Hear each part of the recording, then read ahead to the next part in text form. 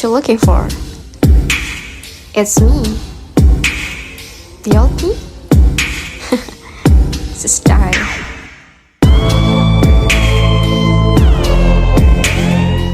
Hi everyone, back again with me and my friend. On this occasion, we will present material entitled Supervector mentioned secondly in the SMO algorithm. We saw how to solve the SVM optimization problem using a convex optimization package. However, in practice, we will use an algorithm specially created to solve this problem quickly. The SMO, or Sequential Minimal Optimization algorithm, most machine learning libraries use the SMO algorithm or some variation. The SMO algorithm will solve the following optimization problem. This is the same problem we solved using GVXOPT. Why do we need another method? Because we would like to be able to use SVMs with big dataset. And using convex optimization package usually involves metric operation that take a lot of time as the size of the metric increases or become impossible because of memory limitation. The SMO algorithm has been created with the goal of being faster than other methods. Idea behind SMO. The sequential minimal optimization algorithm is used to solve optimization problem in supervector machine.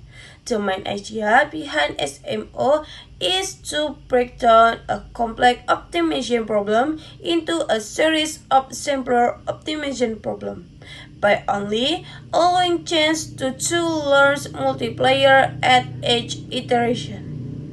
SMO gradually solves a sequence of simpler optimization problems until reaching the minimum value of the objective function. This approach makes SMO an efficient method for optimizing SVMs by sequentially solving simpler subproblems until reaching the minimum of the original objective function. How did we get to SMO? In 1982, Veblen proposed a method known as chunking, which breaks the original problems down into a series of smaller problems. What made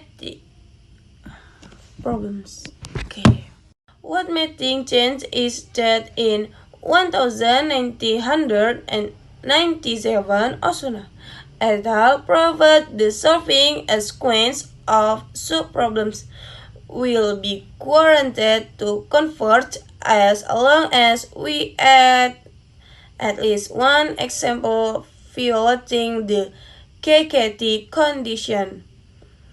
Using the result on year later in 1998, Platt proposed the SMO algorithm. Why is SMO faster? The great advantage of the SMO approach is that we do not need an open solver to solve the problem for two learned multipliers. It can be solved analytically as a consequence.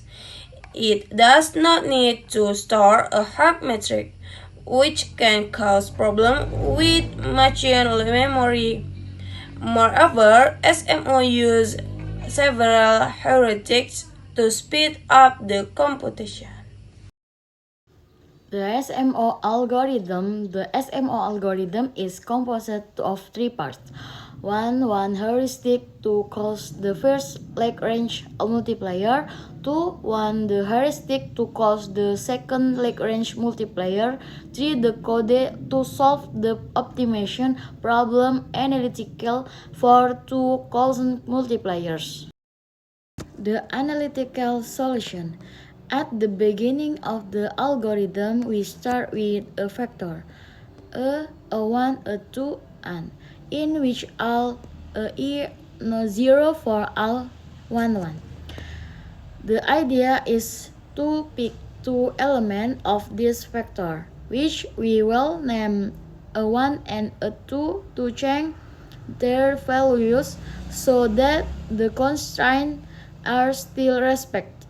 That is why we are forced to select a value lying in the blue box of figure. It processes the value to lie on the red diagonal, and the first couple of select A1 and A2 should have different label.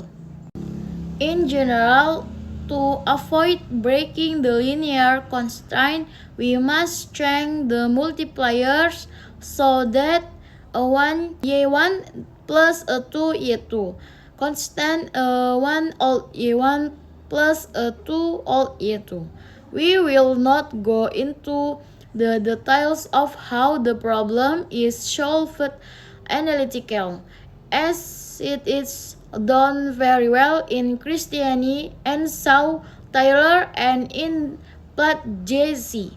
Remember that there is formula to compute the new 2 with A, E, F, C, Y being the difference between output of the hypothesis function and the example label.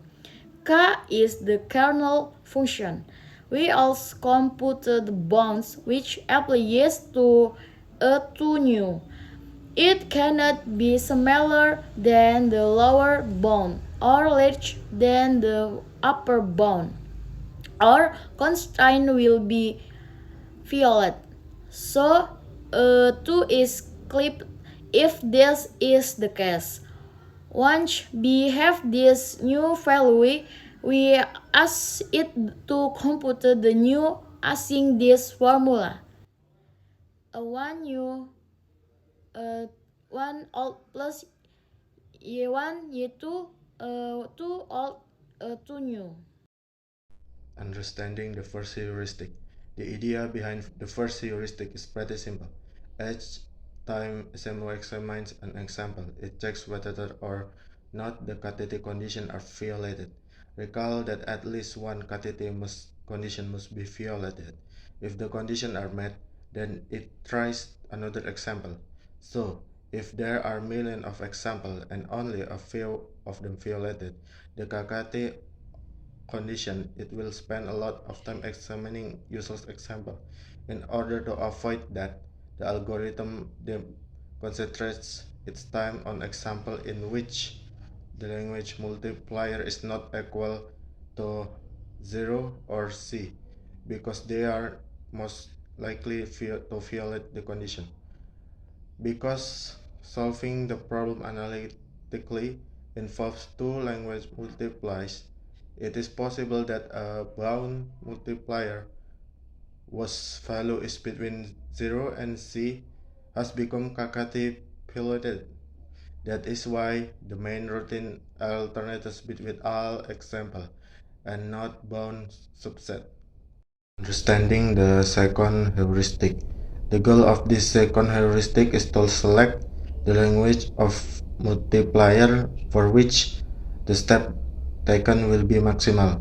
How do we update A2? We use the following formula. A2 now sama dengan A2 plus Y2 E1 kurang E2 per K1 kali X1 tambah K X2 kali X2 kurang 2K X1 kurang kali X2.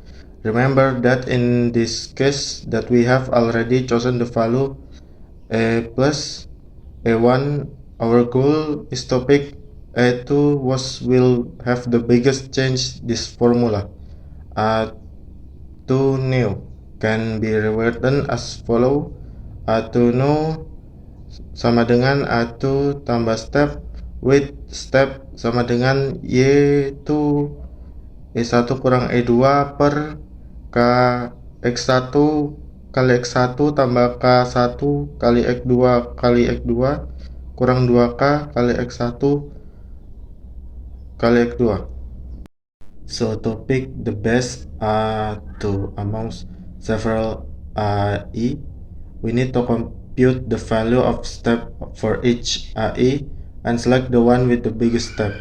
The problem here is that we need to call the kernel to function k 3 times for each step, and this is costly. Instead of doing that, plot come with the following approximation. Step approximately E1 kurang E2. As a result, selecting the biggest step is done by taking the AI with the smallest error if A1 is the positive, and the AI will be the biggest error if A1 is negative. Understanding the SMO algorithm can be tricky because a lot of the code is have for performance reasons or to handle specific degenerate cause. However, at its core, the algorithm remains simple and it's faster than converged optimization software. Over time, people have discovered new heuristics to improve this algorithm, and popular library like LEBSM use an SMO-like algorithm.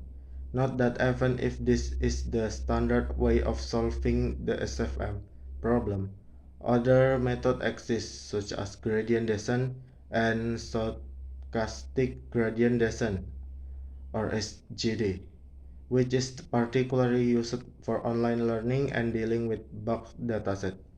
Knowing the SMO algorithm work will help you decide if it's the best method for the problem you want to solve. I strongly advise you to try implement it yourself in the Stanford JS 229 course. You can find the description of a simplified version of other algorithm, which is good start. Then in sequential minimal optimization, you can read on the full description of the algorithm. The Python code available in the Appendix B has been written from the pseudocode for this paper and indicate comment which is part of the code correspond to which question in the paper.